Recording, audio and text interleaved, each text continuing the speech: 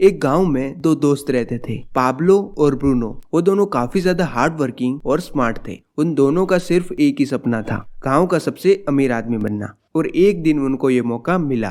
गांव में पानी का कोई सोर्स नहीं था और वहीं पर एक बड़ी सी टंकी लगी हुई थी और उसी गांव के पास में एक नदी थी जहां से लोग पानी लाकर उस टंकी में डालते थे और गांव के सारे लोग वही पानी यूज करते थे। अब यहाँ पर गांव वालों को दो आदमियों की जरूरत थी जो नदी का पानी बाल्टी से लाकर उस टंकी में डाल सके। और फाइनली ये काम पाब्लो और ब्रूनो को दिया गया और इसके लिए गांव वाले उन दोनों को एक बाल्टी पानी के हिसाब से एक पेनी दिया करते। और इस काम से ब्रूनो काफी खुश था। उसे लगता था कि अब वो दोनों शहर के सबसे अमीर आदमी बन जाएंगे। लेकिन पाब्लो अभी भी कंफ्यूज था। हर रोज उन भारी बाल्टियों को नदी से गांव तक लाने के लिए उन दोनों को काफी ज्यादा चक्कर लगाने पड़ते, जिसकी वजह से पाब्लो के हाथ दर्द करने लग गए थे। और ये देखकर पाब्लो वाटर टैंक भरने के नए नए तरीके ढूंढने लगा। और थोड़े टाइम तक सोचने के बाद उसे एक बहुत ही अच्छा आइडिया आया और उसने ब्रूनो से कहा कि मुझे एक कमाल का आइडिया आया है। रोज रोज एक पेनी के लिए बाल्टियां भरने की बजाय क्यों ना हम नदी से लेकर गांव तक एक पाइपलाइन बना ले।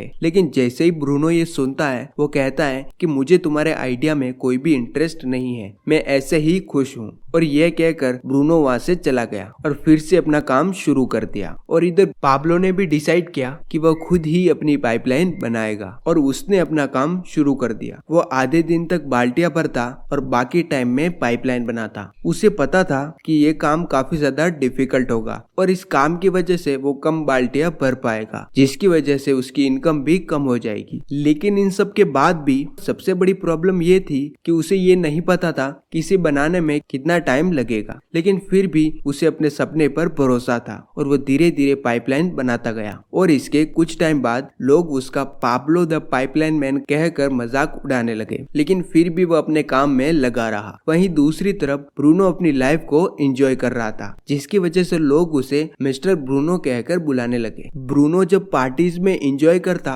तब भी पाब्लो अपना काम करता रहता। कुछ महीनों बाद पाब्लो ने आधे रास्ते तक पाइपलाइन बना दी, जिसकी वजह से उसे पानी लेने के लिए आधे रास्ते तक ही आना पड़ता। इसी बीच ब्रूनो की तबीयत काफी ज्यादा खराब होने लगी। पानी की बाल्टियां भरते भरते उसकी कमर झुक गई थी और ब्रूनो की लाइफ मिजरेबल हो चुकी थी। उसे समझ में आ गया था कि अब उसे जिंदगी भर यही काम करना है, जिसकी वजह से लोग उसे ब्रूनो द बकेट मैन कहकर बुलाने लगे। और इधर पाब्लो अपना काम करता रहा और कुछ ही महीनों बाद आखिरकार वो दिन आ ही गया जिसका पाब्लो को सालों से इंतजार था। उसकी पाइपलाइन बनके तैयार हो चुकी थी और यह देखकर गांव के सारे लोग काफी ज्यादा खुश हुए। अब उसे कोई भी बाल्टी उठाने की जरूरत नहीं थी। उसकी बनाई हुई पाइपलाइन से हर रोज टंकी भर जाती थी और अभी भी पाब्लो को हर बाल्टी के हिसाब से पैसे मिल रहे थे। अब यहाँ पर चाहे वह सो रहा हो, ट्रेवल कर रहा हो या फिर अपनी फैमिली के साथ हो, तब भी वह पैसे कमा रहा था। और उसके इस काम की वजह से लोग उसे काफी ज्यादा अप्रिशिएट करने लगे। ऑथर कहते हैं कि मैक्सिमम लोग एक मनी ट्रैप में फंसे हुए हैं, जहाँ पर वो पूरे दिन या फिर पूरे महीने काम करते हैं और उसके बदले उनको पैसे मिलते हैं। लेकिन यहाँ पर प्रॉब्लम ये है कि अगर आप बीमार हो गए या फिर आपके घर में कोई मेडिकल इमरजेंसी आ गई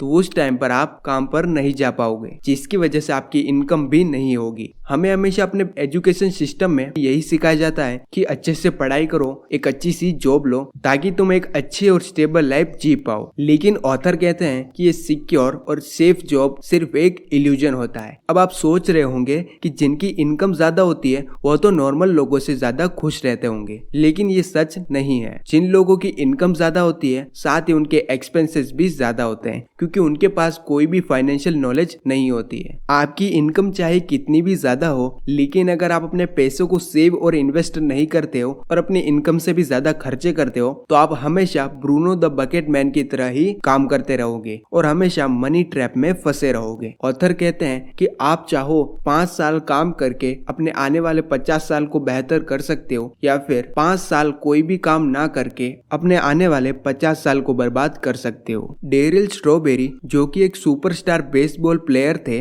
वह अपनी टीन एज से ही बेसबॉल खेल रहे थे और जब वो अपनी 20s में थे तब डेरिल हर साल बेसबॉल खेलकर $5 मिलियन कमा रहे थे और इसके अलावा एंडोर्समेंट और स्पेशल एक्सपीरियंस से $2 मिलियन की एक्स्ट्रा इनकम हो रही थी। अब शायद आप सोच रहे होंगे कि उनके पास तो खूब सारा पैसा होगा और उन्हें कभी भी पैसों की कोई भी दिक्कत नहीं होगी, लेकिन ऐसा नहीं था। डेरिल ने अपने पैसे बड़े बड़े बंगले खरीदने में, कार्स खरीदने में और साथ ही ड्रग्स और अल्कोहल में खर्च कर दिए और इसी से तंग आकर उनकी वाइफ ने भी उन्हें डिवोर्स फाइल कर दिया। लेकिन सबसे बड़ी प्रॉब्लम तो तब हुई जब स्पोर्ट्स अथॉरिटीज ने उनके बुरे बिहेवियर की वजह से उन्हें सस्पेंड कर दिया, जिसकी वजह से वो वापस नहीं खेल सकते थे और इसी कारण उनके पास उस टाइम पर उसके अलावा कोई भी इनकम सोर्स नहीं था और वो बैंकरप्ट हो चुके थे और यहाँ तक कि उनके पास अपनी सेकंड वाइफ और बच्चों को पालने तक के पैसे भी नहीं थे। डेरिल जो कि एक टाइम पर सुपरस्टार प्लेयर थे, वो बेहद ही गरीबी में मरे। वहीं अगली स्टोरी है मार्गरेट डोनेल की, जो कि एक पब्लिक स्कूल टीचर थी जो पिछले 50 साल से उसी स्कूल में पढ़ा रही थी और उसकी एनुअल इनकम $10,000 थी